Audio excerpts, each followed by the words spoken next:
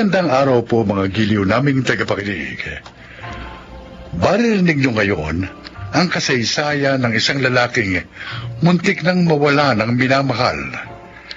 Siya ay si Ferdy. Businessman si Papa, at kahit maaga siyang pumanaw, ay naging idolo ko siya. Kaya naman sinikap ko na maging matagumpay katulad niya.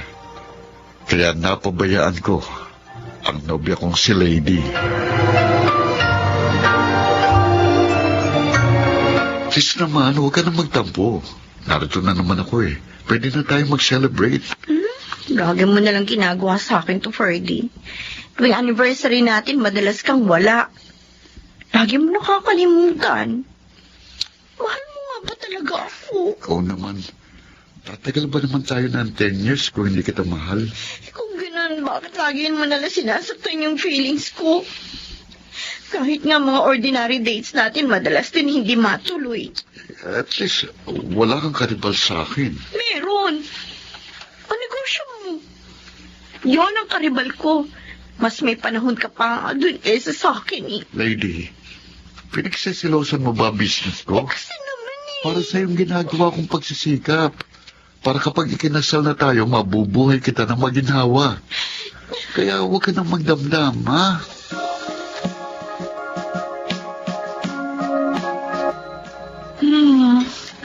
Kaya naman pala mag-anak ng kumain ngayon, lady. Kasi nagkaayos na kayo ng long-time boyfriend mo. Hindi ko naman kasi siya kayang tiisin, Karen.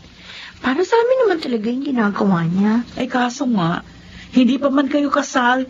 Nawawala na siya ng time sa'yo. Dapat hindi ganon. Hindi masama magsikap sa business. Pero wag naman niyang ubusin yung time niya doon. Dahil baka kahit kasal na kayo, hiwalay din ang kakauwian niyo. Nangako naman siya na hindi na mauulit yun. Hindi niya na ako i-enginein.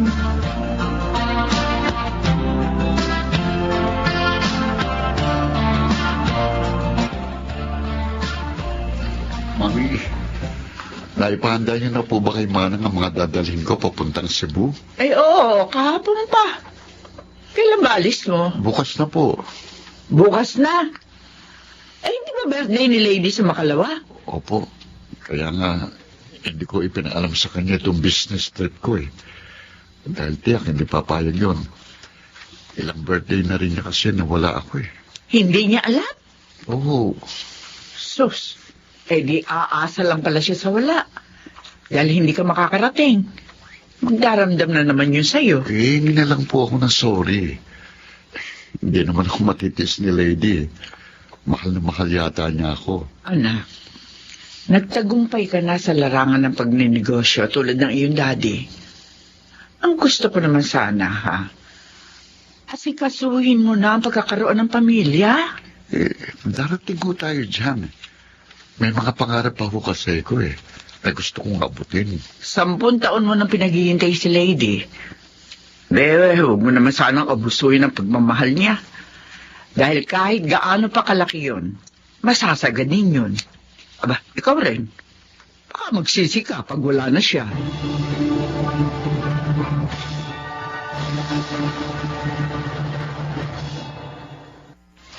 Wow! Ang daming bulaklak dito sa sala. Ang gagandang mga flowers. Sino naglagay nito? Si Ferdy kaya? Paano naman niya kayo gagawin yun? Eh sabi nga ni Tita Dolor, nasa business trip siya. At in-India na naman ako. Nagustuhan mo ba ang mga bulaklak na inilagay ko, Lady? Jonathan? Sa'yo pala galing ang mga yan? Oo, katulad ng dati. Hindi ko nakalimutan ang birthday mo. Happy birthday. Salamat. Napaka-sweet mo naman. Dahil mahal na mahal kita. Kaya lang, Jonathan, alam mo matagal na ako may boyfriend. Pero wala naman siya.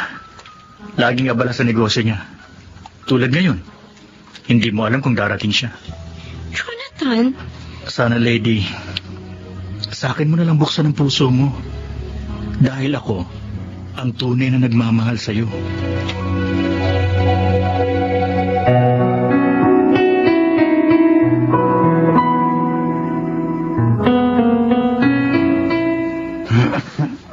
mo pa ba naramdaman ng pagsakit at panghihina ng katawan mo?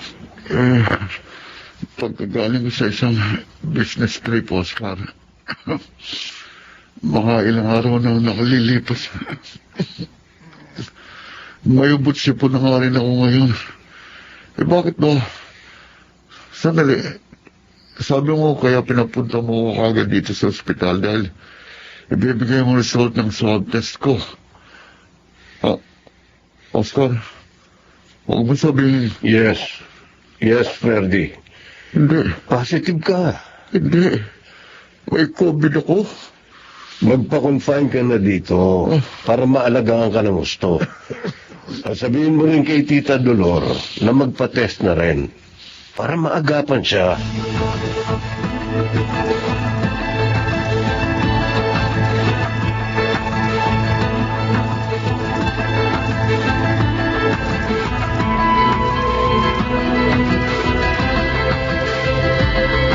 Inihatid ka na naman pala ni Jonathan dito sa inyo kahapon.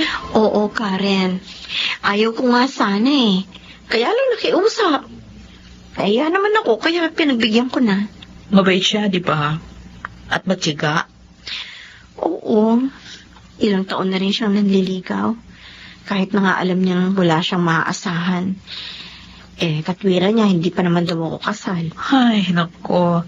Sayang na Jonathan. Nagmahal sa babaeng ang minamahal ay isang lalaking walang time para sa kanya. Ginagawa lang siyang laruan na kukunin kung kailan gusto. Karen. Sorry, friend. Sorry kung nasaktan kita. Concern lang naman ako, kaya ako nasasabi ito. Hindi ko nga sinasagot ang mga text at tawag ni Freddy. Masama pa rin kasi yung loob ko sa ginawa niya nung birthday ko. Pinaasa lang niya ako.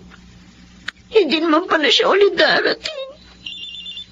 Oh, may tumatawag sa cellphone mo. Tingnan mo na, baka naman iba yan. Si Tita Dolor, ang mami niya. Bakit kaya? Sandali ha. Hello, Tita? Napatawag po kayo. Po? Bakit po? Oh my God! Kumusta na po siya ngayon, Tita?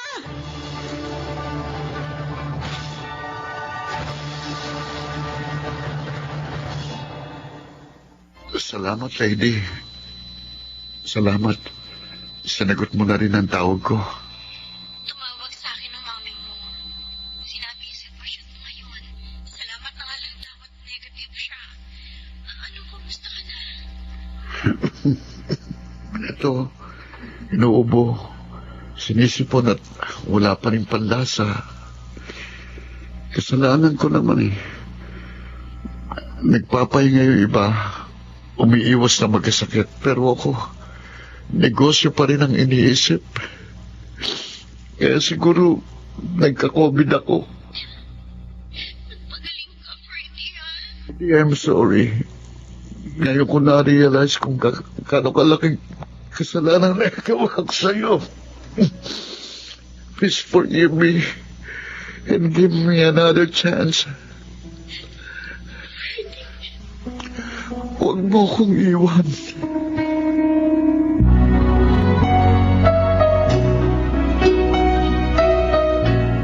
Mahusay palang kumanta ang girlfriend mo. Ba, narito palang kaibigan kong doktor. Nakita ko habang pinapanood mo kanina ang video niya na kumakanta. Magaling talagang kumanta si lady. Mabait at napakamaunawain pa niya. Tingin ko, isa siya sa dahilan na mabilis mong paggaling. Tuwang-tuwa nga ako na malaman ko kanina na bukas makakalabas na ako. Sa wakas, makakabawi na ako sa lahat ng mga kasalanan ko sa nobya ko. Alam mo, maraming leksyon na itinuro sa tao ang pandemyang ito. Tama ka, Oscar. Iminulat ako nito sa pagkakamali ko. Ako rin. Natutuhan ko na hindi lang pagkita ng salapi ang dapat asikasuhin ng tao. dapat gamitin din natin ng makabuluhan ang ating buhay. Dahil maikli lang ito at hindi natin dapat sayangin. Tama. Kaya pagaling ko, babawi talaga ako sa taong matagal ko nang binabaliwala. O paano? Good luck, bro. Sana wag mo akong makalimutan sa inyong kasal. Ha?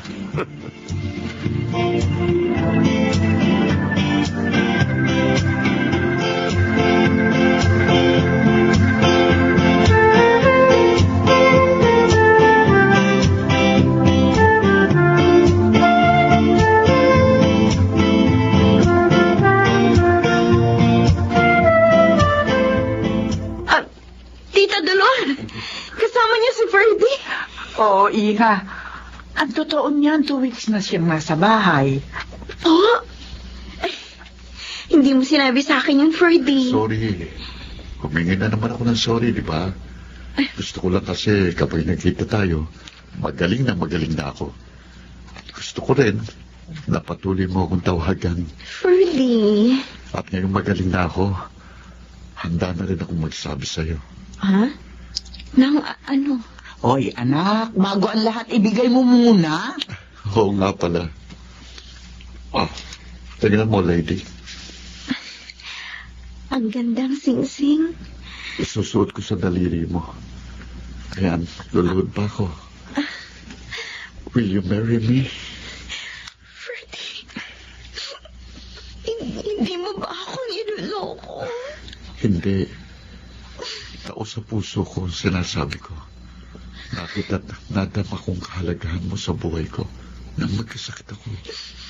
Ferdy. Kaya sana, huwag mo akong tanggihan. Sige na, Iha. Tanggapin mo na siya. Para talagang maging manugang na kita. Yes. Yes, Ferdy. I will marry you.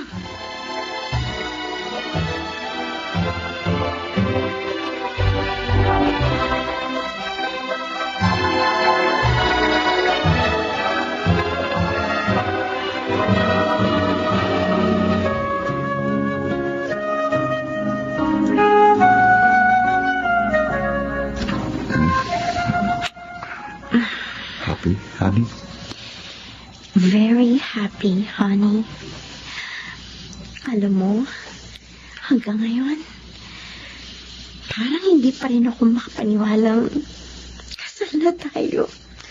Lalo na ako. Imagine, muntik na akong mamatay dahil sa COVID-19. Salamat na lang at binigyan pa ako ng pagkakataong mabuhay. Oo nga. Kung nagkataon, napakalungkot ko kung nawala ka. Marami kong natutuhan dahil sa pagkakasakit kong yun. Tulad ng, Tulad ng sa buhay, hindi palang material na bagay at puro pera ang dapat nating ipunin at kolektahin. Kundi, maging ang mga masasayang sandali, nakapiling natin ang ating mahal. Alam mo, yun ang nagpalakas ng loob ko nung pakiramdam ko, mamamatay na ako. Ang happy moments natin sa loob ng 10 taon. Ferdy.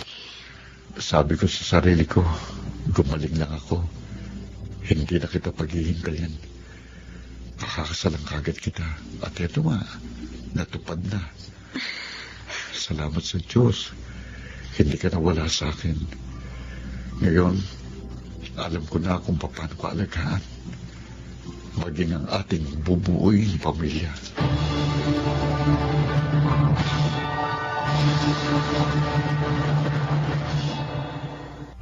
Kasal na kami ngayon ni Lady at dinadala niya ang bunga ng aming pagmamahalan. Bago ako magwakas, gusto ko lang tawagan ang mga nakikinig. Sana, kahit gaano man kayo kabisi, huwag ninyong kalilimutan ang inyong pamilya. Ang mga taong nagmamahal sa atin, dahil sila ang tunay nating kayamanan. Ako si Ferdy, at ito ang aking buhay.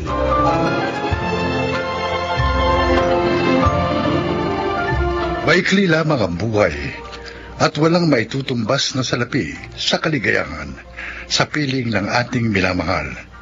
Kaya sana, ito ay ating pahalagahan. Mga nagsiganap, Chiquit del Carmen Amor, Susan Robles, Rosana Villegas, Vilel Benamin, Maynard Landicho, at Phil Cruz sa papel na Ferdy. Naglapat ng angkop na tunog Jerry Mutia, sa musika Buboy Salonga, supervisyong teknikal Eric Lucero at Bong Moyar. Creative consultant Phil Cruz, production assistant Anching Cruz. Ito'y mula sa panulat ni Thelma Corporal Alcantara. Sa direksyon, June Martin Legaspi at Maynard Landicho Jr. Ito ang aking buhay.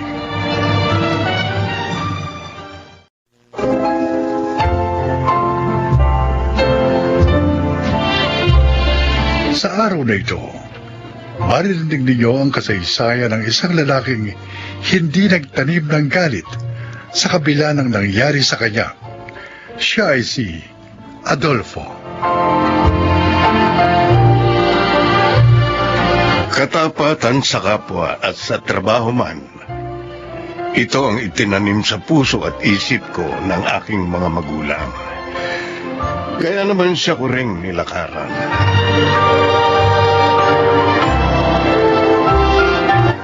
Pupunta tayo kina Diego bukas, Adolfo? Oo, Gracia. O, bakit? Wedding anniversary nila ni Yolanda. Iniimbita tayong lahat. Ay, hindi talaga kayo nakakalimutan sa mga espesyal na okasyon ng kaibigang mong yun, ano? Hindi lang ho kaming kinukumbida, Nay. Pati rin kayo. Oh, siya nga. Siguro namimiss niyang pumanaw niyang ina.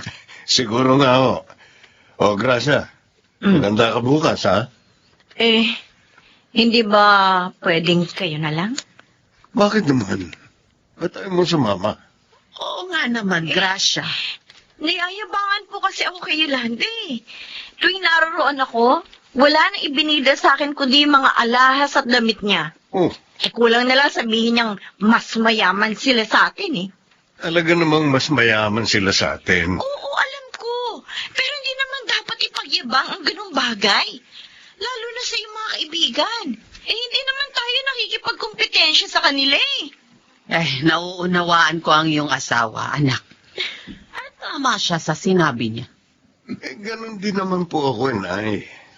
Alam kong mayabang talaga si Yolanda, pero hindi ko na lang siya iniintindi. Ayoko kasing maging problema namin siya ni Diego. Sana, ganun na rin ang gawin mo, Gracia. Ay, nako. Pagpasok sa kanang tenga mo ng mga pagyayabang ni Yolanda, palabasin mo na lang sa kabila.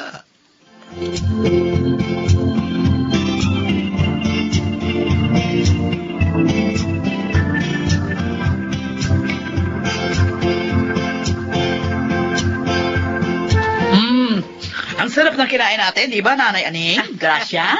Ay, oo, Yolanda.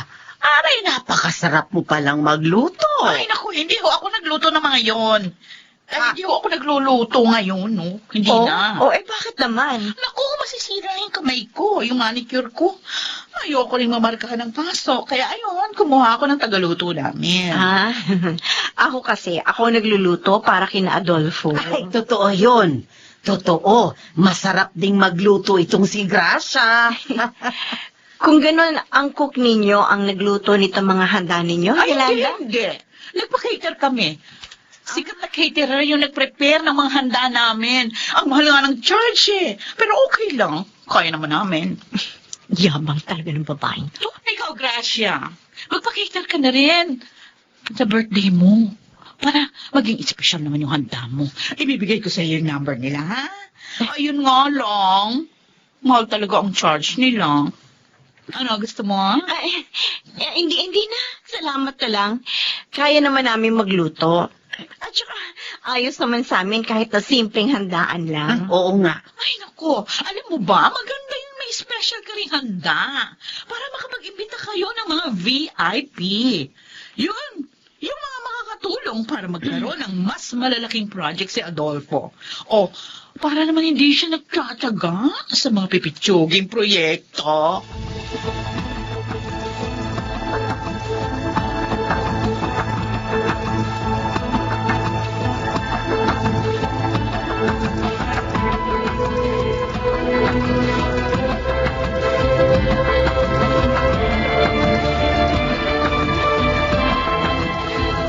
Talaga? Sa'yo magpapagawa ng building si Sir Romano? Oo, nagkaayos na kami ng usapan. Next week nga, dadaling ko na sa kanya ang kontrata namin. Teka, siyang pinakamayaman sa probinsya natin noon. Oo, at mas mayaman pa siya ngayon, Diego. At nagkataong nagkita kami isang araw, doon nag-start ang pag-uusap namin. Eh naku, malaking project yun, paring Adolfo. Kaya mo ba yun? Oo naman. Teka. Magkano ba kontrata nyo?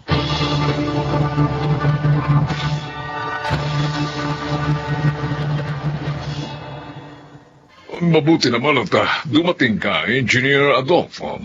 Eh, nagulat nga ho ako sa pagpapatawag niyo sa akin, Don Romano. Next week po ang usapan natin, di ba? Actually, tungkol nga doon kaya kita tinawagan. Oh. Hindi ko na itutuloy ang kontrata ngayon. Oh. Pero bakit ho? Okay, dediretsuhin kita, no? Ay, nakita kong mas mura kaysa sa offer mo. Ba't isang mahusay ding engineer, ha? Ano? Magaling ang nag-alok sa akin. Si Engineer Diego Saldivar. Si Diego? Ang kaibigan ko. Oh, kaibigan mo pala siya. Alam mo, mas mahaba ang experience niya sa trabahong ito kaysa sa'yo. Dahil mas una siyang naging engineer. Isa pa, mas mura, mas maganda ang offer niya sa akin, ha? Kaya I'm sorry, siya ang pinili kong gagawa ng building ko.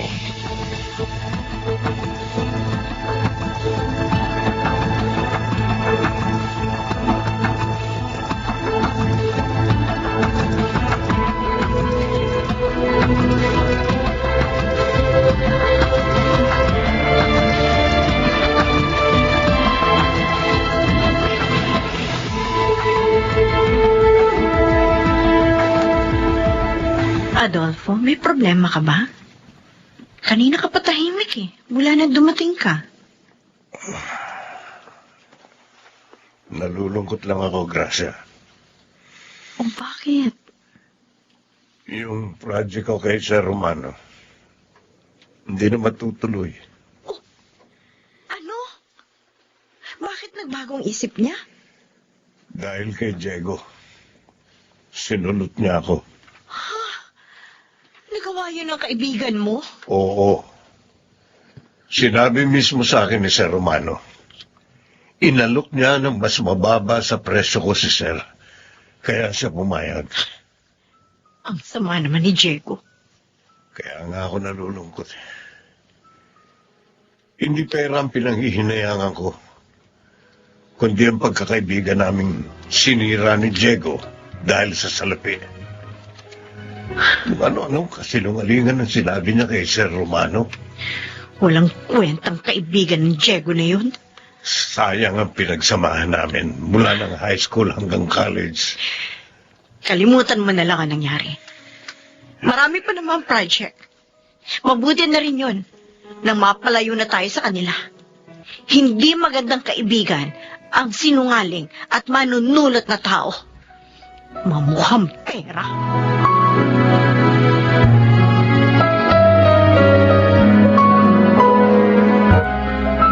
Ay, talaga? Ibig mong sabihin, Han, may bibili mo na ako ng kotse? Oo, sabi, Han. Oo. Nasa akin ang kita ko sa project na gagawin ko kay Sir Romano. Ang galing talaga ng honey ko. Ang husay mong dumiskarte. Abay, dapat lang. At yun ang wala kay Adolfo. Hmm. Ang utak at diskarte sa mga kliyente. Tama ka dyan. Kaya hindi siya yumayaman eh.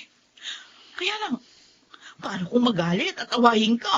Kasi sinulot mong kliyente niya. Kilala ko si Adolfo. Hindi mahilig sa awa yun. Kaya hindi ako haharapin nun. At saka kapag ginawa naman niya yun, kaya ko siyang patulan.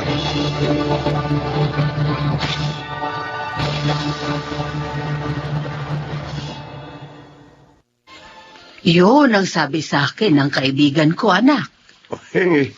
Sige po, payag po ako.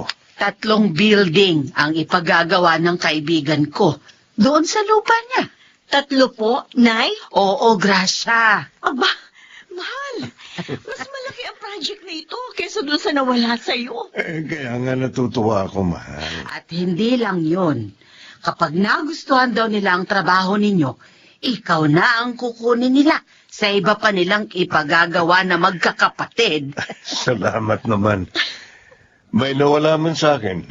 Higit naman ang dumating. Yun ay dahil tapat ka sa iyong mga kliyente. Kaya hindi ka pinababayaan ng Diyos, Adolfo.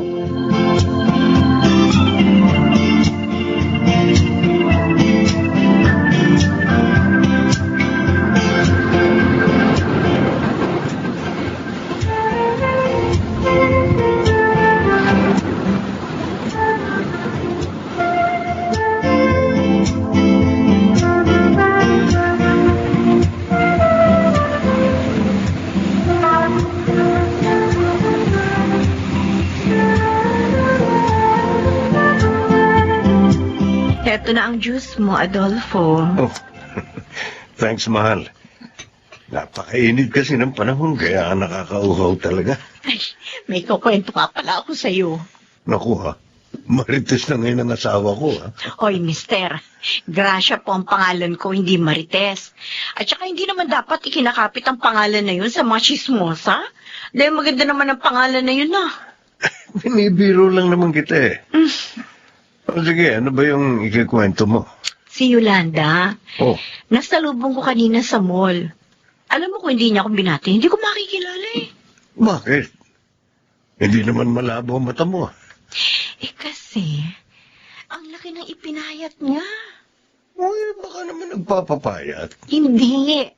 Na-diagnose daw siya na may breast cancer.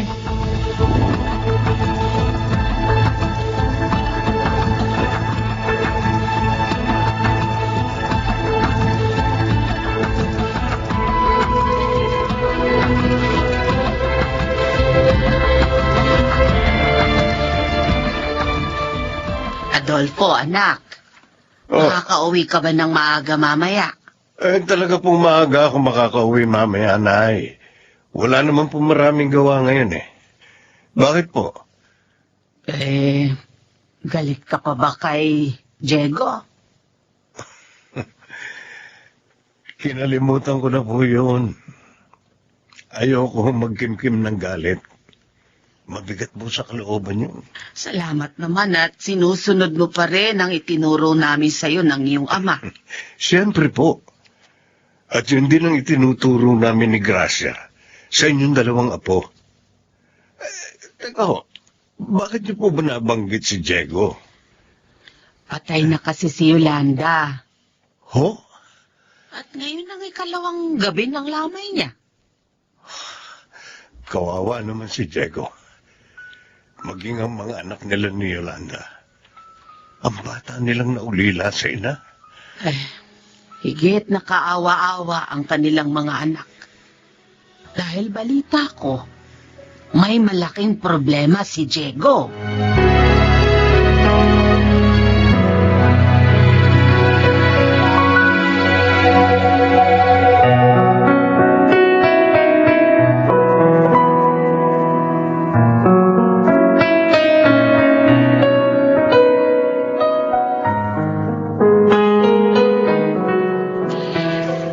Nakikiramay ako, Diego.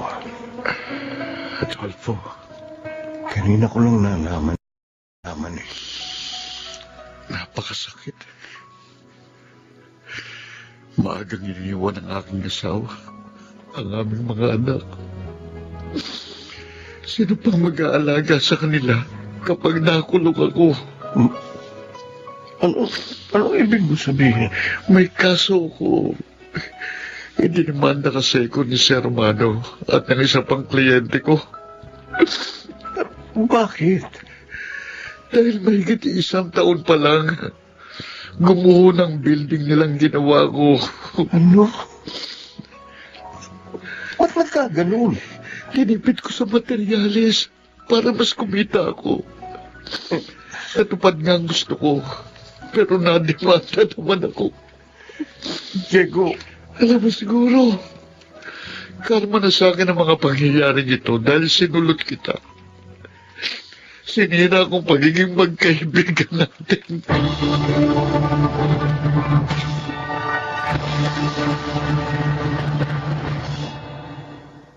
Patuloy pa rin ako sa matapat na pagtatrabaho para sa aking mga kliyente.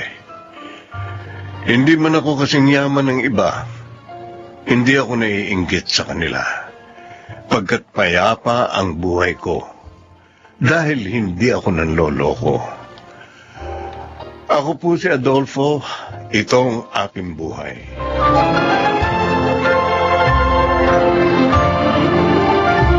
Kapahamakan ang kahahantungan ng nabubuhay sa pawang kasinungalingan.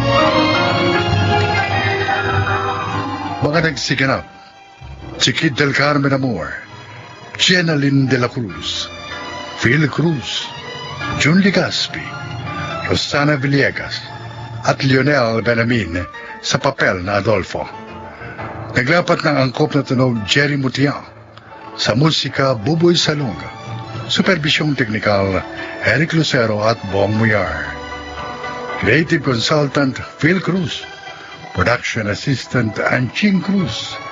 Ito'y mula sa panulat ni Thelma Corporal Alcantara. Sa direksyon, June Martin Ligaspi at Maynard Landicho Jr. Ito ang aking buhay.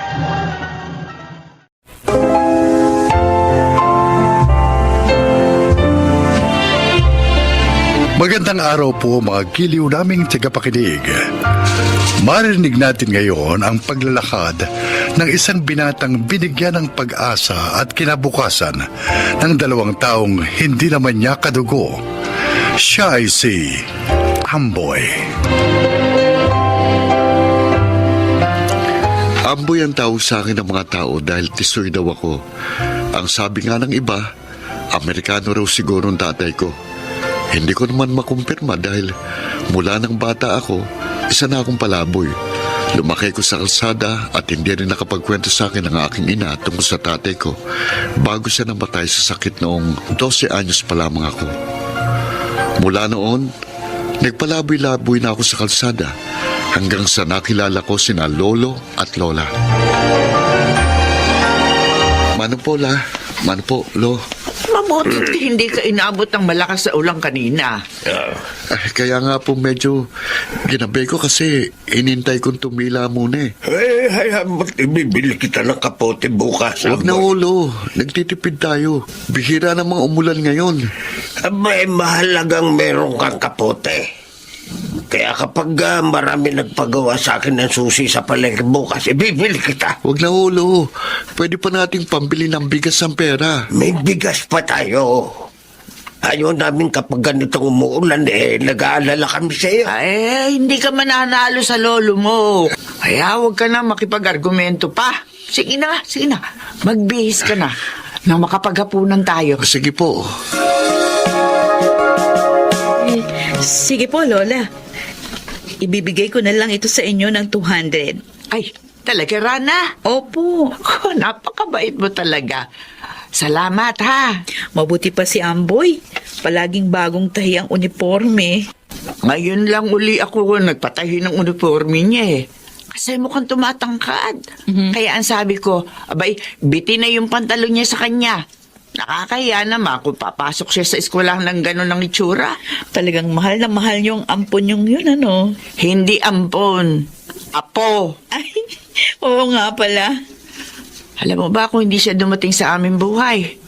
Oh, ang lungkot siguro ng buhay namin mag-asawa. Para bang wala nang saysay ang buhay namin nung hindi pa namin nakikita si Amboy. Parang wala kaming dahilan para mabuhay. Paulit-ulit lang kami noon araw-araw. Matutulog, magigising, maghahanap buhay, kakain, matutulog na naman. Pero nang dumating si Amboy, nagkaroon ng kabuluhan ng buhay naming dalawa.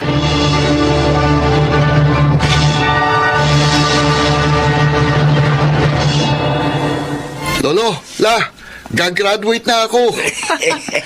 Napakabilis talaga ng panahon, Apollo. Parang kailan lang. Kailangan makabili tayo agad ng bagong mong damit na isusuot sa graduation mo. Wag na, lo. uniform lang naman pong susuotin namin eh. Ganun ba? Kayong dapat bumili ng bagong damit. Ay, nako. oo nga. Dadalo nga pala tayo sa graduation. Manonood tayo. Hindi lang po kayo manonood. Ah. Aakyat pa po kayo sa stage kasi may matatanggap akong leadership award. Talaga? Opo. Gusto ko po sana surprisahin kayo, kaya lang hindi ko na mapigilan ang sarili ko eh. Saya-saya ko para sa'yo, Apo. La, bakit kayo umiiyak? Apo, masaya lang kami dahil nakikita namin na nagbubunga ang lahat ng pagsisikap mo. Utang ko po sa inyong lahat ng ito. At para po sa inyong award na ito.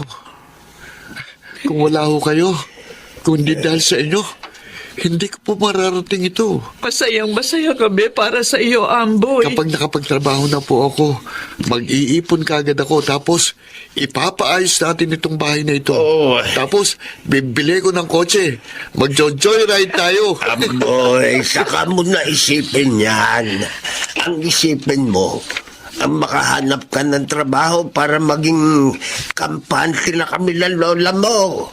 Sakaling dumating na ang oras namin, hindi na kami mag-aalala sa'yo. Lo, bakit niyo sinasabi yan? Uy, Matagal pa kayo rito sa mundo. Aabutin pa kayo rito ng 100 years old. Naku. Baka ubos na ang mga ngipin ko niyan. baka wala na akong buhok niyan.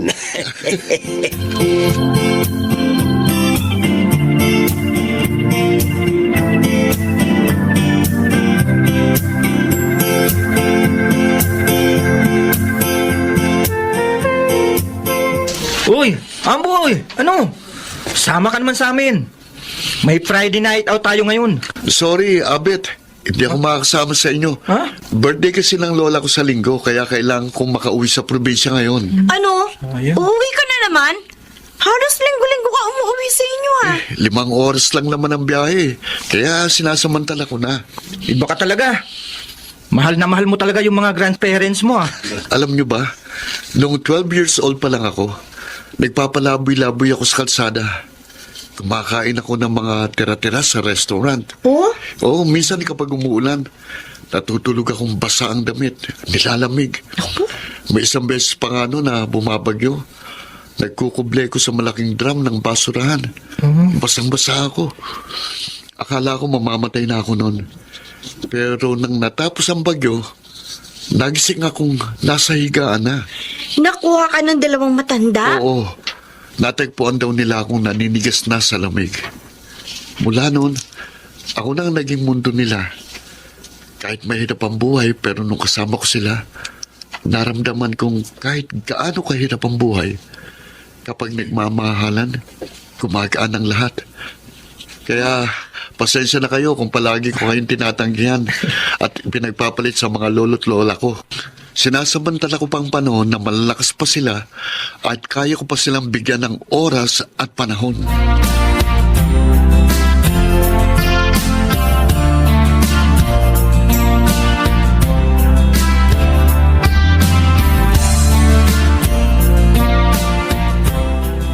Happy birthday to you! Yay! Blow mo na, candle. Nako! Paano ba namang mabublow ang kandila? Ay, umiiyak na naman. Abay, hipan mo na yung kandila at natutunaw na sa cake. Oo na. Yan. Happy birthday, La. Salamat, Apo.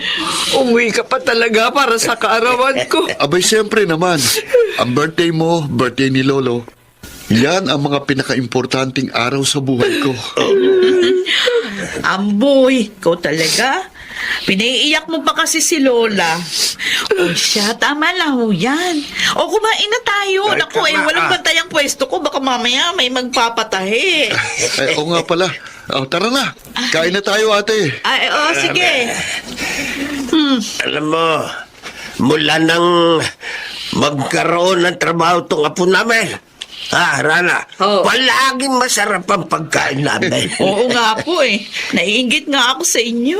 Tapos, Palagi na may pera yung pitaka ko. Alam mo ba noon? Oh, palagi mga barya lang ang laman yan. Pero ngayon may papel na at hindi na uubos. Kinukwento niyo pa sa akin, baka mamaya hold upin ko kayo. Kulang pa nga yan, ate. Hindi ko pa napapaayos itong bahay namin. Pero kapag nakapag-ipon ako ng malaki-laking halaga, talagang ipapaayos ko ito. Amboy, paano naman ang sarili mo? Isipin mo rin ang sarili mo. Lagi na lamang kami inuuna mo. Oh. Saka na ho ako. Kayo muna. Inarugaan niyo ako nung walang nagmamalasakit sa akin. At imbis na bahay, tahanan ang ibinigay niyo sa akin. Kaya nararapat lamang na suklian kong lahat ng pagmamahal at pagsasakripisyong ibinuhos niyo sa akin.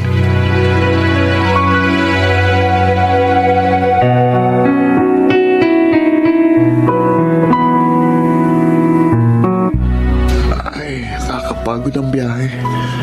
Sakit ang ulo ko ah. Palibasa, hindi ako nakatulog ng maayos. Oy! Narito ka na pala, Amboy! Oy, hi Kara. Amoy bus ka pa. Oo, dito na ako dumiretso eh. Hindi na ako umuwi sa apartment. Oh, nag-breakfast ka na ba? Oo.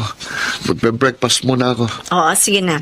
Maya-maya, nandito na yun si boss. Magmi-meeting na tayo. Baka malipasan ka na naman ng gutom. Oo, thanks, Kara. O sige, tsaka muna ha. Bibihis muna ako. Teka, ano ito? Ano itong nasa loob ng bag ko? Si Lola talaga. Ipinagbalot pala ako ng mga biskwit. Tapos may, ano ito, gamot. Gamot sa sakit ng ulo. Grabe talaga si Lola. Uy, bakit ka umiiyak? Abit eh. Anong nangyari sa'yo? At ano yung hawak mo? Dali, biskwit to ah. Umiiyak ka dahil dito? Abit. Uy, Amboy, ang weird mo naman. Sabi nila, mother knows best. Pero bakit sa akin, Lola knows best? Ano? Anong sinasabi mo?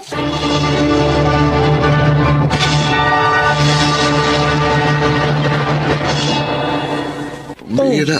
Bakit hindi ka mapakali dyan? Ang lakas daw ng bagyo sa amin eh. Ay, oo nga. Yung probinsya niyo tinumbok ng bagyo ngayon. Hindi ko pa nakokontak yung kapitbahay namin na pinagbibilinan ko kina lolo't lola. Kalma ka lang, Amboy. Tiyak safe sila. Sana nga, Kara. Sana nga. Si Ate Rana. Hello, Ate. Hello, Amboy. Oh, kumusta sina lolo't lola? Kanina ko pa kayo tinatawagan ah. Amboy, Ate, bakit? wala na sila. Ano? Ano sinasabi mo, ate? Anong wala na sila?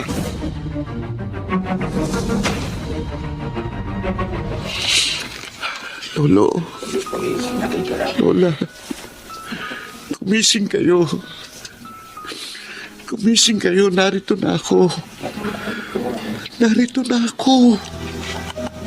Amboy, Ate, ano nangyari? Bakit? Bakit ganito nangyari sa kanila? hindi naman kasi namin inaasahan na aapaw ang tubig sa kabilang ilog. Gabi, nagulat din kami lahat. Nagsilikas kami. Sa tingin ko, sinusubukan din nilang lumikas. Kaya lang, inabot sila ng rumaragas ang tubig. Kaya, tinangay silang pareho. Oh, Diyos ko. Diyos ko, bakit ganito? Bakit sa ganito mong paraan kinuha ang mga mahal ko sa buhay? Hindi pa natutupad ang mga pangarap ko para sa kanila. Bakit kinuha niyo agad sila sa akin? Hindi ko alam kung ito yung premonition na sinasabi nila. Pero isang araw bago ang bagyo, kausap ko silang dalawa. Sabi pa nga nila, Wala na daw silang mahihiling pa sa kanilang buhay. Kung mamatay sila sa mga oras na yun o kung kailan man loobin ng Diyos, handa na daw sila dahil nakikita nilang kaya mo na. Kaya mo nang wala sila. Napakasaya nila sa narating mo, Amboy. Ate, silang kaligayahan ko. Silang dahilan ng mga pagsisikap ko. Sana mapanatag ka. Namatay silang walang panghihinayang o pagsisisi sa buhay. Namatay silang may kasiyahan sa kanilang mga puso.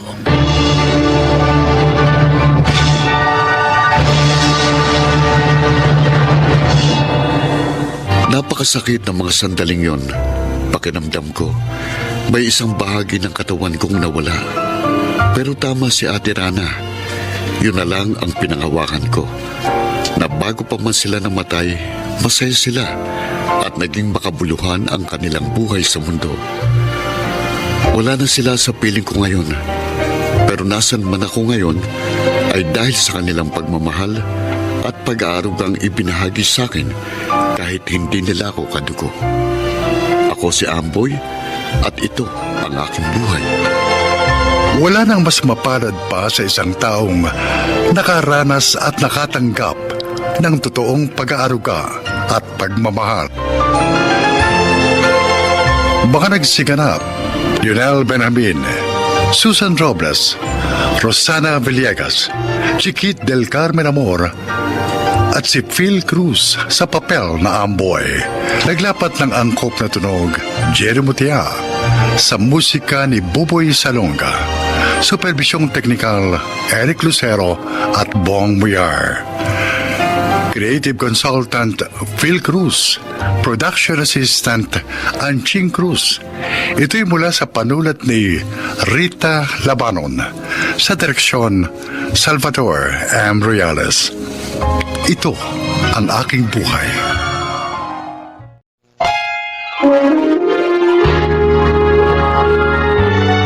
Kauna-unahan sa Pilipinas.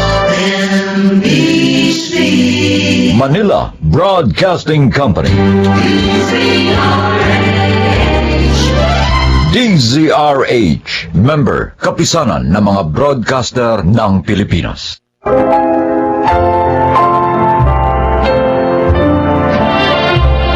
Mga kaibigan, sa araw na ito, inyong maririnig ang kwento ng isang ina na naharap sa mga paghihirap ng loob na nagdulot sa kanya ng pagdurusa at kalungkutan. Siya ay si Helen.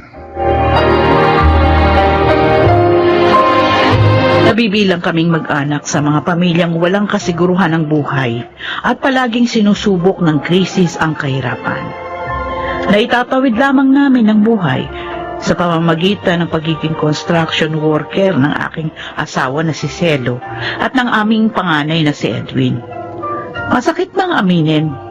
Refleksyon ng sitwasyon namin ng magkasamang paghihirap at mga agam-agam dahil sa kawalan ng katiyakan sa pang-araw-araw naming pamumuhay. O, ayan na, Celo, ha? Nandito ng lahat sa plastic bag na pula yung mga baon niya ni Edwin. Tinapang galunggong tsaka itlog na maalat. Yun ang ulam niyo. Dinagdagan ko na rin ng kanin para meron kayong pang merienda mamaya. Ang tanong, si Edwin ba nakagayak na? Ay, Tapos na magporma kahapon ng mga bakal. Kaya kailangan maaga kami ngayon sa site dahil araw naman ang buhos ngayon. o teka sandalit, kakatukin ko doon sa banyo para mag-apura na rin. Huwag na kamong masyadong pakalinisin pa ang katawan dahil tiyak na daig pa namin na naligo ng semento mamaya. Saka kahit butas-butas na kamiseta, yun na lang kamo isuot niya. Oo, sabihin ko.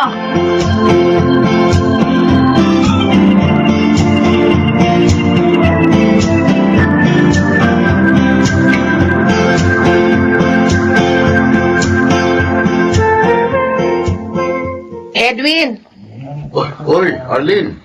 mukhang ang aga niyo nagsipasok ngayon sa site, ah. Oo, araw kasi ng buhos ngayon eh. Saka nataon pang Sabado, araw rin ng sweldo. Ganun ba? Ay, siya nga pala. Naglaga ako ng saging na saba. Uy. Ito, sa inyo ni Mang Selo ang 5 piraso. Para may pangmeryenda kayo mamaya. Nagabala ka pa, Arlene. Ikaw nga itong kailangan lagi may pagkain dahil nga buntis ka eh. Dinagdagan ko talaga yung nilaga ko para mabigyan ko kayo ni Mang Selo. Para nga kako, hindi na kayo bumili ng merienda sa labas. Oo nga. Sige, hindi ko natatanggihan ang mga ito. Pero salamat At saka sa ulitin. Hindi, biro lang.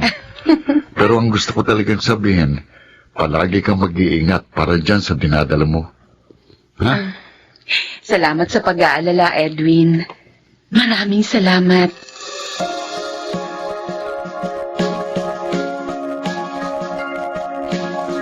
Okay, Lottie. Bukas linggo, maaga kang gumising para maaga rin tayong makapamili ng kropek na ire-repack natin.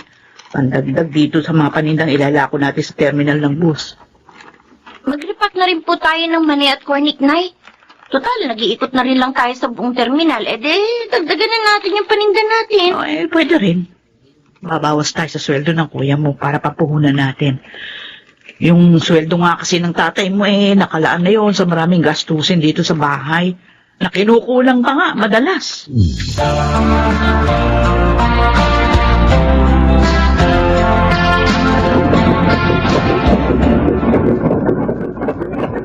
Naku! Bakit? Anong nangyari? Yung isang timbang halo ng semento. Umid ka sa pagkakasabit sa kable, Edwin. At saktong sa kanya natayuan ni Mang Selo babagsak. Ano? Kung palagay ko, hindi niya naisabit ang maayos yung timbang may labang semento sa kable. Kaya umid ka sa habang hinahaltak pataas. Teka, bababa ako. Ha? Huwag naman sana may mangyari sa tatay ko. Huwag naman po sana, Diyos ko.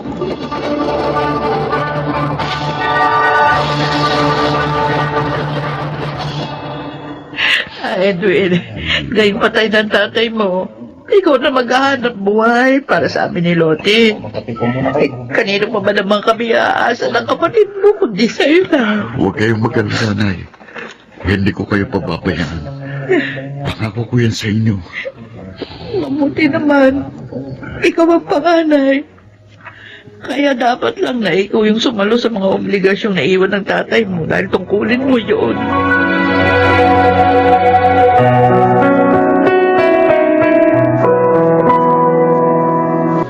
Abet, kumusta naman si Edwin pagkalibing ni Mang Selo? Luluksa pa rin. Kasama ng nanay at kapatid niya, Alin. Nag-aalala rin kasi ako sa kanya. Hindi pa rin kasi siya sumasagot sa mga text ko. Pagkatapos daw ng pasyam na araw ni Mang Selo, saka lang siya papasok sa trabaho. Hysterical pa rin kasi si Aling Helen Kaya kailangan muna niyang bantayan.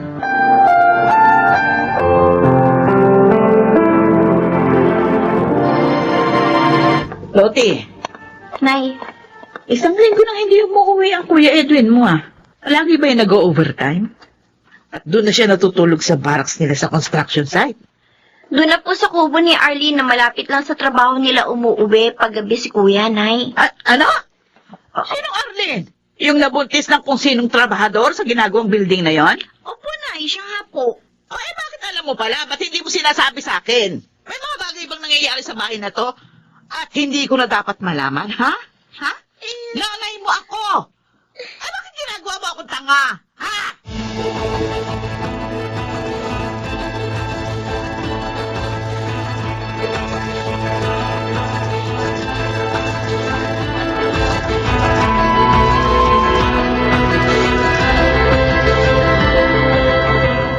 Arlene, eto, Edwin, may dala ko litsong manok para sa ulam natin ngayong gabi.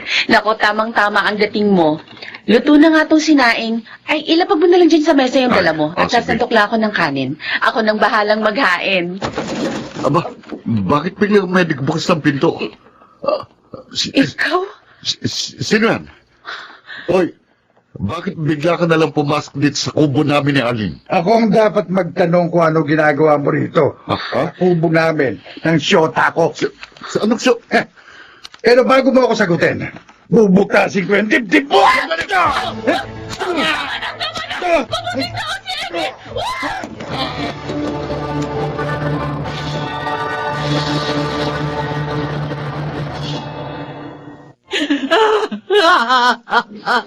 Bakit ganon, Diyos ko? Bakit kinukuha mo sa akin ang mga taong dapat nakatuwang ko sa pamumuha? Una si Celo. Ngayon naman si Edwin. Bakit?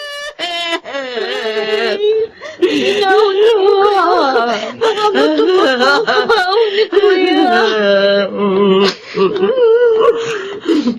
Aling Helen, nakikiramay ho ako sa nangyari kay Edwin.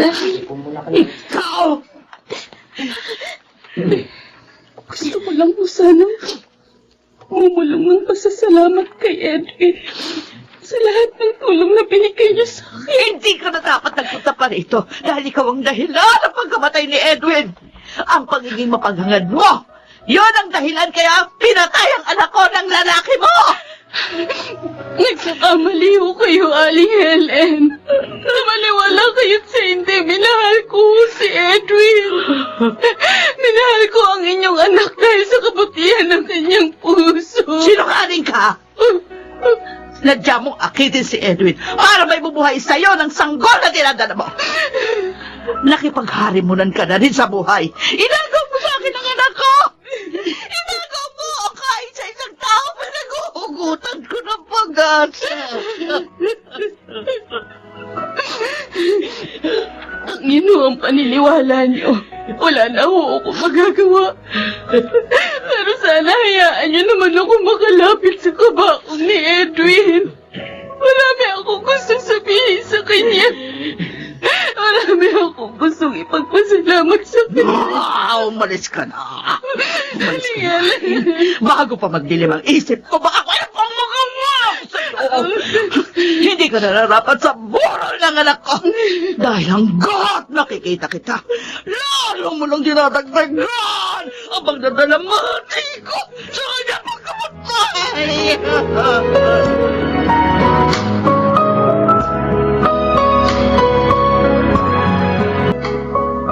Lucy! Lucy! May babalita ako sa inyo ni Aling Helen. Ano yan, Kuya Albert? Napatay rin pala ng mga pulis yung lalaking pumatay sa kuya mo nang gabing-gawin niya ang krimen sa kubo ni Alin. Totoo ba, Kuya Albert? Oo! Pinahinto raw ng mga pulis sa highway para sa isang inspeksyon. Pero sa halip, inundayan daw lang saksakan isang pulis eh. Saka pinatakbo pa ng mabilis sa dalang motorsiklo. Dahil nalabis sa alangan nilang buhay ng mga otoridad. Ayun, binalila nila lang abutan sa isang palikong bahagi ng highway. Yun na nga! Nakuha sa kanya ang matalas na ipinampatay niya sa kuya mo. Kahit pa paano, bago ilibing si Kuya, nabigyan ng katarungan ng kanyang pagkamatay.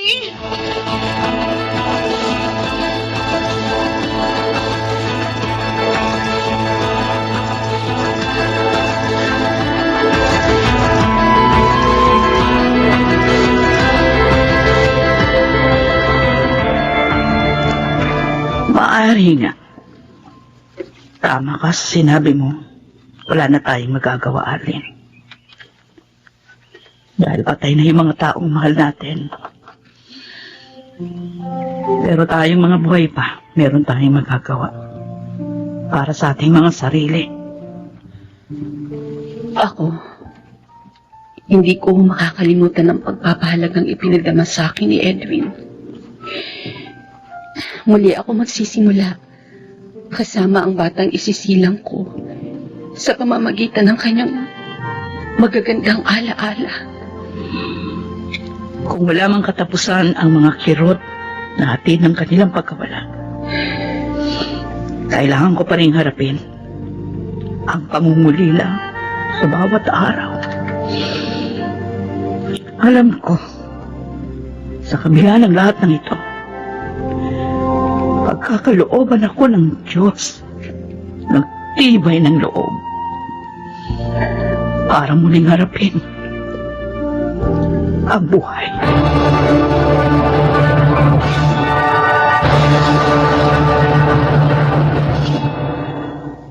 Hanggang ngayon, hindi ko alam kung hanggang kailan matatapos ang nararamdaman kong kalungkutan.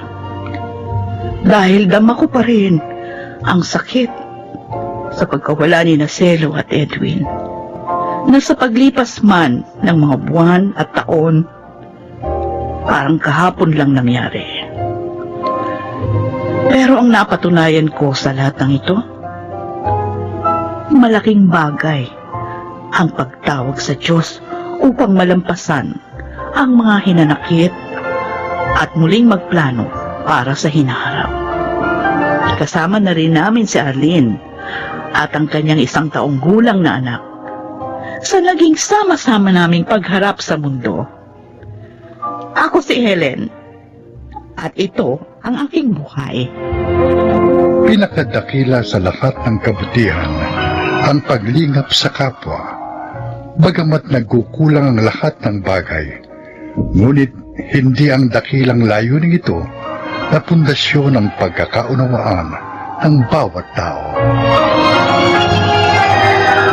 Mga nagsiganap, Jenaline de la Cruz, Chiquit del Carmen Amor, Yunel Benamin, Phil Cruz, June Ligaspi, at Rosana Villegas sa papel na Helen. Naglapat ng angkop na tunog Jerry Butiao, sa musika Buboy Salonga, supervisyong teknikal Eric Lucero at Bong Muyar.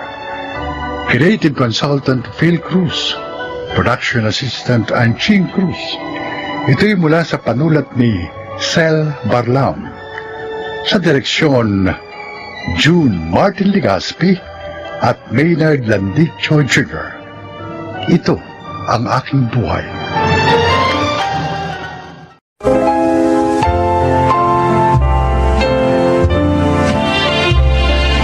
Mga kaibigan, isa na namang kwento ng buhay ang inyong maririnig. Ito ay ang kasaysayan ni Joanna.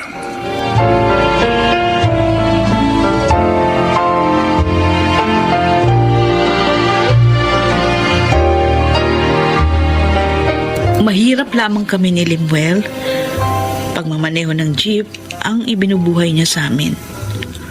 8 taon na kaming kasal nang dumating sa aming buhay ang mga mabibigat na pagsubok. Joanna, anong sabi ng doktor? Ano resulta ng pagsusuri nila sa aking anak? Nanay Lydia, may prostate cancer daw po si Limuel. Oh, Diyos ko. Kawawa naman ang anak ko. At ang sabi pa po, kailangan maoperahan siya sa lalong madaling panahon. Paano yan? Tiyak na malaking halaga ang gagastusin doon.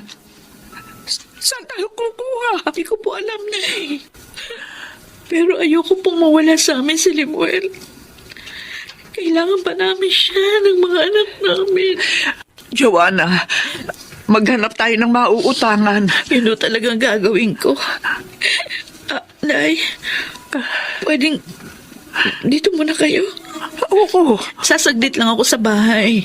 Titingnan ko ang kalagayan ng inyong mga apo.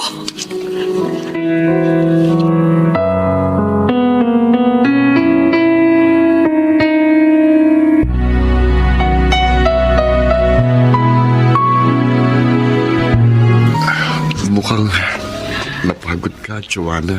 Limuel, pinuntahan ko ang lahat ng mga kaibigan natin. Nagbaka sakali ako na may maitulong sila. Kaso, wala rin silang pera. Pagkain lang ng mga anak natin ang kanilang naibigay. Kawawa ka naman. Naghihirap ka dahil sa akin. Hindi mo namang kasalanan yun. Nagkasakit ka. Kung pabayaan mo na lang kaya ako. Ano ba yung sinasabi mo? Kailangan kita. May pag-asa pa naman para makaligtas ka. Basta maoperahan ka lang. Pero wala tayong pera eh. Basta, maoperahan ka rin. Hindi ako titigil sa paghahanap ng paraan para mangyari yun.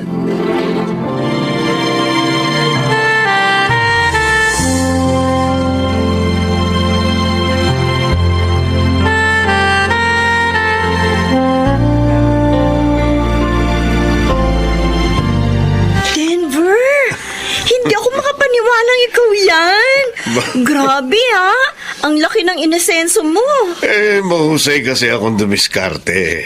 Wendy, kaya umunlad ang buhay ko. Ang ganda ng kotse mo. Isa lang yan sa 3 kotse ko. Wow! Ang yaman mo na nga. At may malaking bahay na rin ako. At syempre, magandang negosyo. Congratulations sa success mo. Kumusta na nga pala si Joanna, Wendy? Uy, sabi ko na nga ba't itatanong mo siya eh. Ano ba, binata ka pa ba? Mahal mo pa ba ang kaibigan ko? Isa lang ang sagot sa mga tanong mo.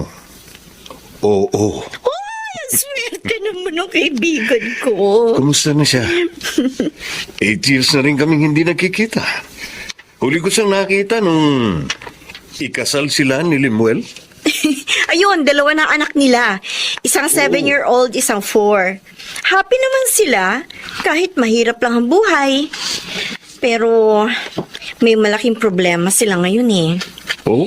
May mabigat na sakit si Limuel. At kailangan nila ng malaking halaga para maoperahan si Limuel.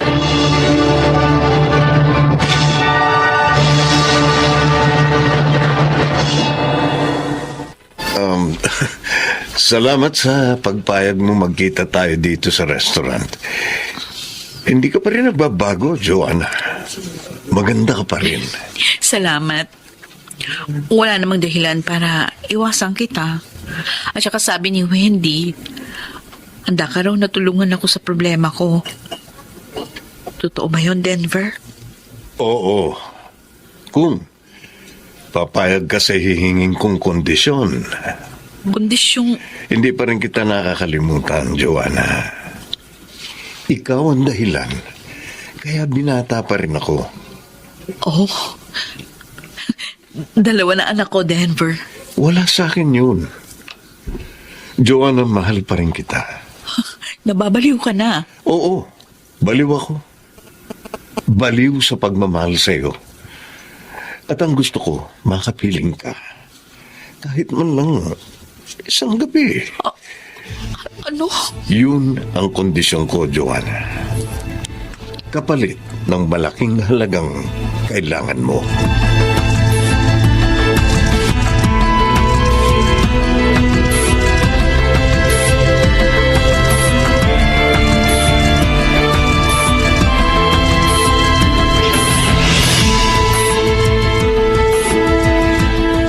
Ano ikaw mo, Joanna? May pera ka na magagamit sa pagpapagamot sa aking anak? Opo, Nanay Lydia. Oh, salamat naman. Saan ka nakahiram ng malaking halaga? Nanay, mahal na mahal ko ang anak niyo. Kaya lahat, handa kong gawin. Patuloy lang siyang mabuhay. Kaya naman nagpapasalamat ako sa iyo eh. Bakit ka umiiyak? Ano bang ginawa mo? Binenta ko ang sarili ko sa isang dating maliligaw. Kapalit ng malaking halaga. Oh, Diyos ko. Alam kong marami na ako, Nay. Pero sana huwag kayong masuklam sa akin. Hindi ko hangad na pagtaksilan si Limuel. Ang gusto ko lang, mailigtas siya sa tiyak na kamatayan.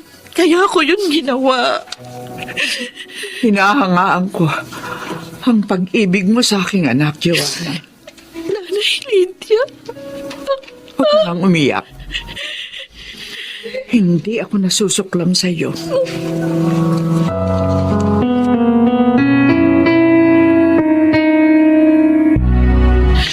Ligtas na pala si Limuel sa tiyak na panganib.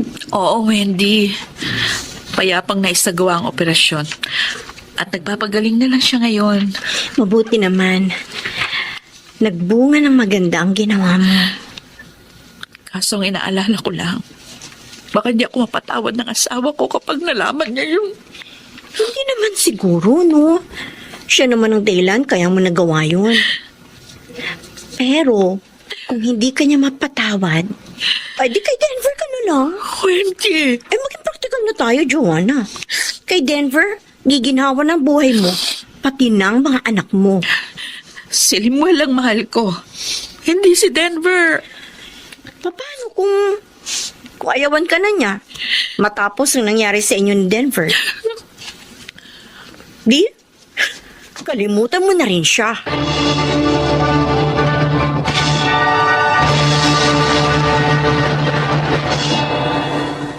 Ay, yun pala ang dahilan. Kaya mo kong niyaya mag-iinuman tayo rito sa inyo, ha, Denver? Nasasaktan ako, Bernie. Ikaw mismo nagsabi, pre. Isang gabi lang ang hiningi mong pagsasamahan niyo. Oo. Oh, sinabi mo. Pero umasa ako Oh. na sa pamamagitan nun, makukuha ko siya sa asawa niya. Na sa pagkakataong ito, ako lang pipiliin ni Joanna, pare.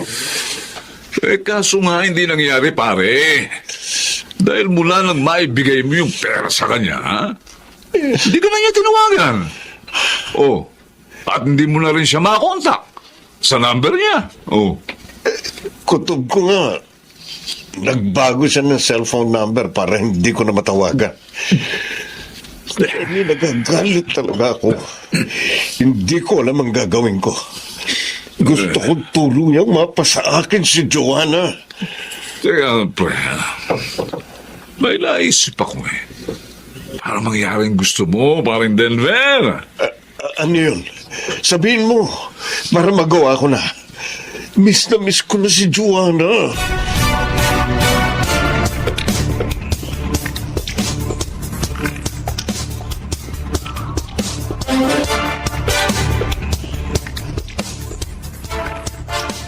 Ang dami niyang pastries na dala mo, Joanna. Ay, mga order ito ng mga kaibigan ko.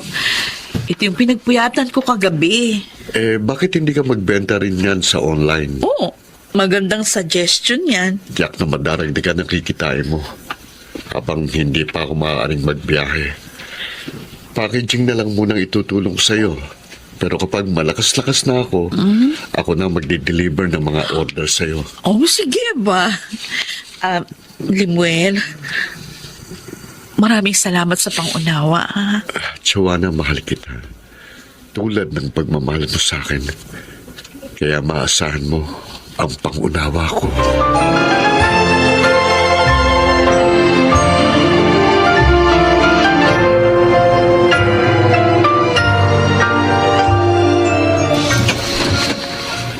Magandang araw. Nariyan ba si Joanna? Sino ka? Ikaw siguro si Lemuel? Ako nga. Ako si Denver, ang nagbigay kay Joanna ng malaking halaga para maoperahan ka. Ikaw pala. Alam mo ang tungkol doon? Nagmamahalan kami ni Joanna at kahit kailan, hindi namin naging ugwaling maglihim sa isa't isa. At hindi ka nagagalit sa ginawa niya? Nasaktan ako, oo. Nasaktan ako nung una pero nawala rin yun. Dahil alam kong ginawa niya yun para mailigtas ako. Dahil mahal na mahal niya ako. Lemuel, hiwalayan mo na siya. Marumi na siya. Nakasama ko na ng isang gabi. Katawan lang ng asawa kong naangkin mo ng isang gabi. Pero ang puso niya, nananatiling sa akin. Lemuel. Umalis ka na, Denver. Hindi mo masisirang pagmamahala namin ni Joanna.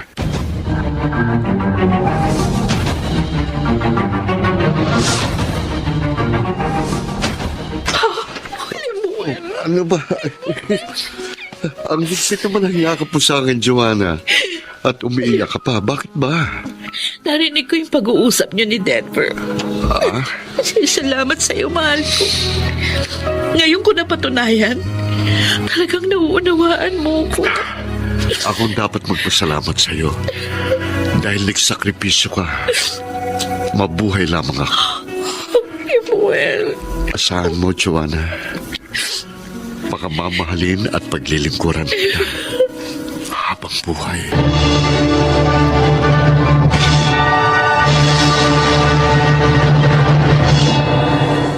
Totoong mabigat ang mga pagsubok na aking naranasan. Ngunit masasabi kong lalo naman akong pinatatag ng mga yon.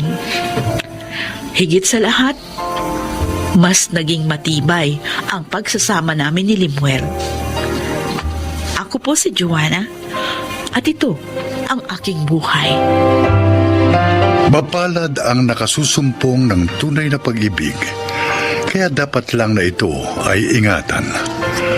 Mga nagsiganap: Junel Benjamin, Susan Robles, Chiquit del Carmen Amor, June Martin Legaspi, at Rosana Villegas sa papel na Joanna. Naglapat ng angkop na tunog Jerry Mutia, sa musika ni Boboy Salonga, supervisyong teknikal Eric Lucero at Bong Muyar, creative consultant Phil Cruz, production assistant Anching Cruz. Ito'y mula sa panulat ni Telma Corporal Alcantara, sa direksyon Salvador M. Royales. Ito ang aking buhay.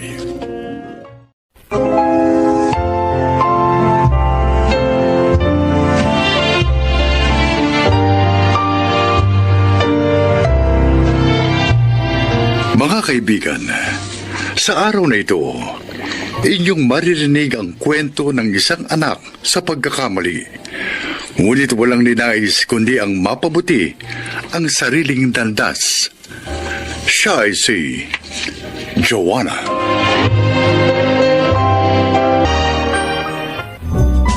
Cappuccino please. Short lang. Salamat.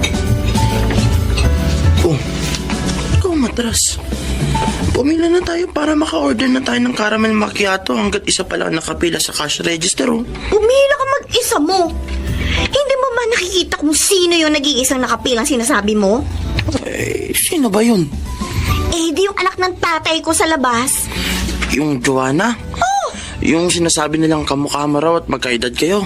Dahil pareho kayo ng taong na ipinanganak. Oo, siya nga. Galing ng tatay ko, di ba? Sabay na binuntis ang nanay ko at ang nanay ng bastardong yan. Eh, mukha naman siyang mabait ah. Ah! Mabait pala ha? Tingnan lang natin kung hindi lalabas ang sungay niya sa gagawin ko. Uy, Debra! Sandali lang, anong gagawin mo? Kung mag-iiskandalo ka, aba, sama ko!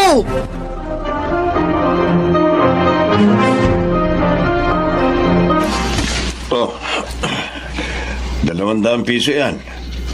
Naka-extra akong magkarga ng mga gulay sa palengke, kaya kumita ako kahit paano. Naku, maraming salamat sa inyo, ha? Makabibili na rin ako ng 1 kilong bigas at isdang sasabawan sa palengke. Pang maghapong pagkain na rin namin to ni Joanna.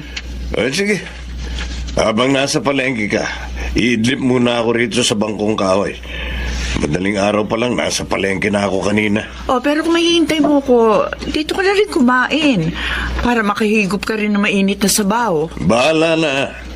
Basta pag dumating kang wala na ako rito, nakauwi na ako sa bahay.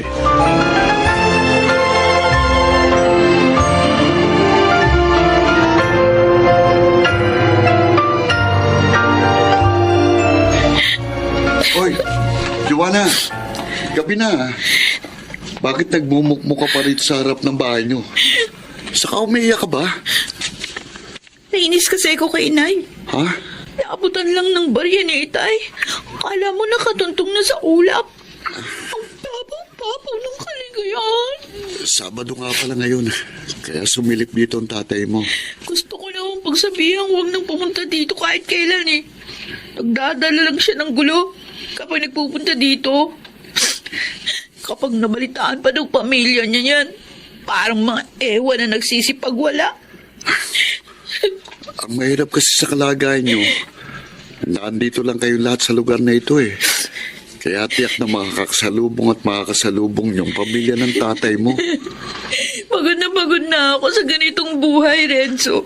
Joanna. Hindi ko na kayang unawain yung mga katwiran ni Inay. Baka nga isang araw, hindi ko na sila maigalang ni Itay. Ha? Pareho ko na rin silang kalimutan. May ilang mga magulang ko.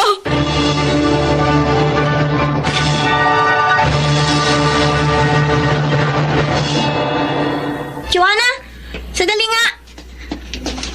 Debra? Alam mo kung ano nasa papel na to na hawak ko? Ha?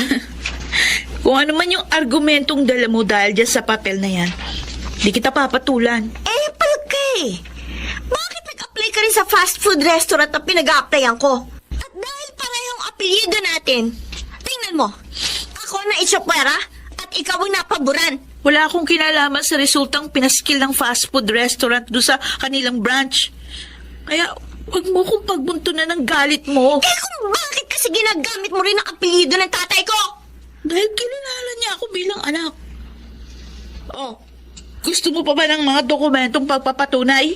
Ikaw kasi hindi ka marunong lumugar sa dapat mong kinalalagyan. Hoy, alam ko kung saan ako nakalugar, ha?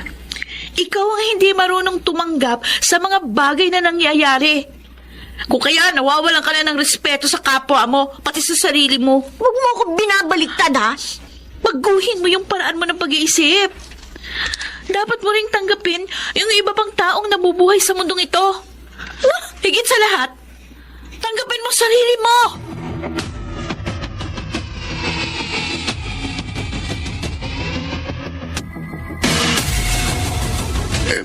Evan, bakit?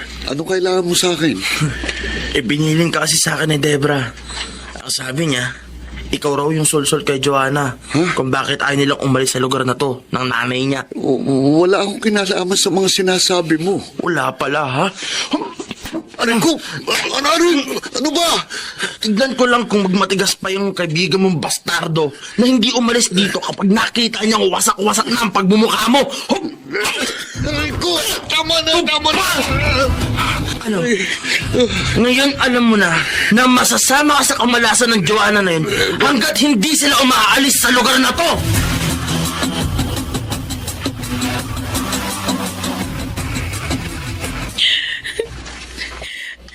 Hindi ba kayo nakukonsensya? Pati ibang tao, nadadamay dahil ayaw niyong umalis sa lugar na ito. Hindi mo ko naunawaan, Joanna. Maraming beses ko na kayong inuunawa. Ano bang hindi niyo matalikuran sa pakikipagrelasyon kay Itay? Yung 200 piso na binibigay niyang pangkain natin araw-araw. Nay, higit pa dun yung kaya kong ibigay. Lalo na ngayon, meron na akong trabaho. Joanna, mahal ko ang tatay mo. Ano kasi pagmamahal? Pagmamahal na puro gulo ang dala sa buhay natin. Ha? Pagmamahal na nakakapagpababa ng pagkatao. Alam mo ba ang isa pang dahilan? Ayoko mawalan ka ng kinikilalang ama. Ayoko manatili sa iyong impresyon ng mga tao na putok ka sa buho. Pero yun na po ang maliwanag na katotohanan sa pagkatao ko. At hanggat ayaw niyong isuko yung pinakikipaglaban ko na maling damdamin, hindi rin tayo magkakaroon ng kapayapaan sa mga kalooban natin. Hindi lahat ng panahon ng takot at hindi pagbabasya.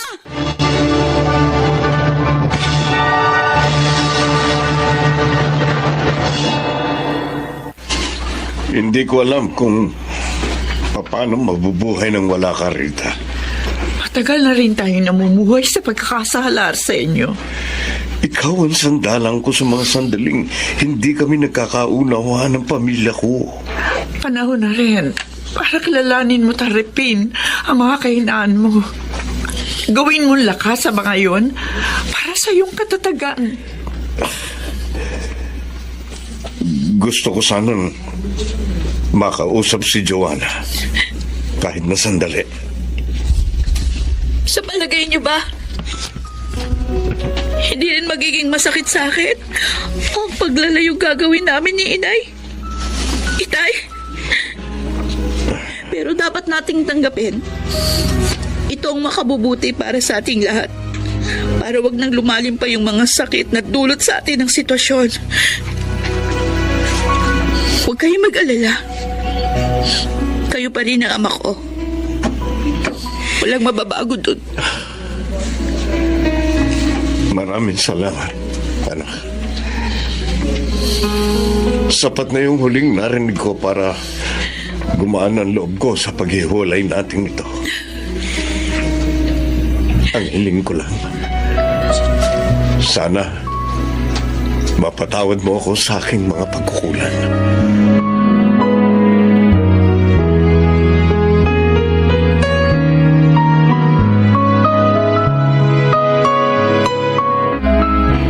Joanna, talagang tuloy-tuloy na ang paglilipat niyo ni Aling Rita? Oo, Renzo. Sa Makati branch kasi ko ini-assign ng fast food restaurant na papasukan ko bilang service crew. Ganon? Oo. Kaya doon na rin ako kumuha ng uupahan namin ni Inay. Aba, nasa isang lugar lang palang pagtatrabahuan natin eh. Oh? Sa Magallanes naman kasi lumipat yung media network na pinapasukan ko bilang web designer. Ay, ibig sabihin, palagi pa rin pala tayong magkikita. Totoo, free board and lodging ang offer sa akin ng company.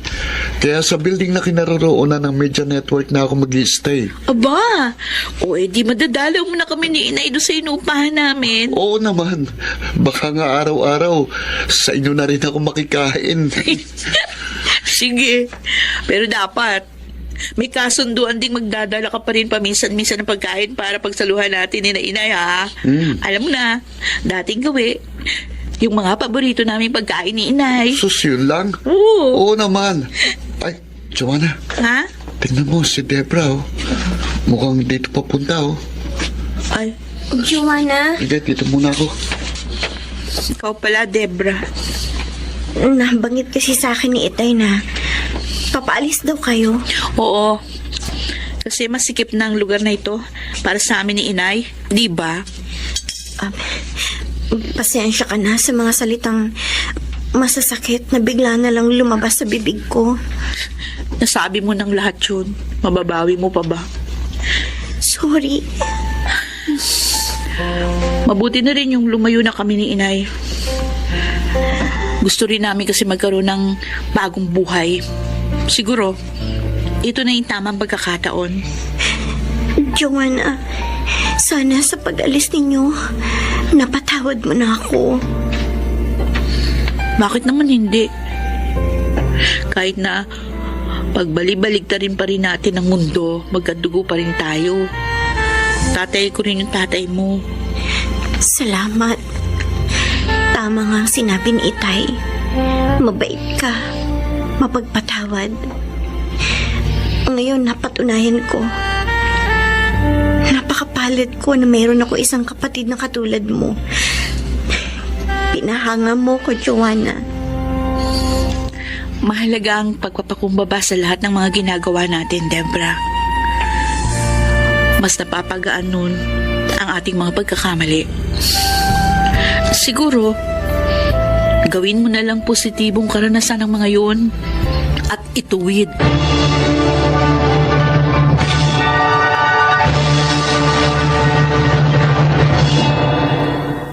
Alam kong sa simula, mahihirapan si Inay iwan ang yugto ng pagmamahalan nila ni Itay sa nakaraan. Pero yun ang nararapat. Samantala, ang pagkakaroon namin ng distansya ni Debra ang unti-unting nag-ugnay sa amin bilang magkapatid. Sa ngayon, isa na akong dessert finisher sa pinapasukan kong fast food restaurant. Kasabay kasi ng paglilingkod ko doon, ang pagtatapos ko sa isang online class na modern pastry and plated dessert techniques. Ako si Joanna. Ito ang aking buhay. Hindi pagbitaw sa mga emosyonal na hadlang ay lalo lamang nagpapahirap sa mga bagay-bagay. Napakahalagang talikuran natin ang takot sa ating mga pangako sa pamamagitan ng pagtitiwala sa ating mga sariling kakayahan tungo sa pinakatamang desisyon. Mga nagsiganap, Susan Robles, Chiquit del Carmen Amor, Lionel Benamin, Phil Cruz, Angelo Alcantara at Rosana Villegas sa papel na Joanna. Naglapat ng angkop na tunog Jerry Mutia sa musika ni Buboy Salonga. Supervisyong teknikal Eric Lucero at Bong Buyar. Creative Consultant Phil Cruz. Production Assistant Anching Cruz. Ito'y mula sa panulat ni Sel Barlam. Sa direksyon Salvador M. Royales. Ito ang aking buhay.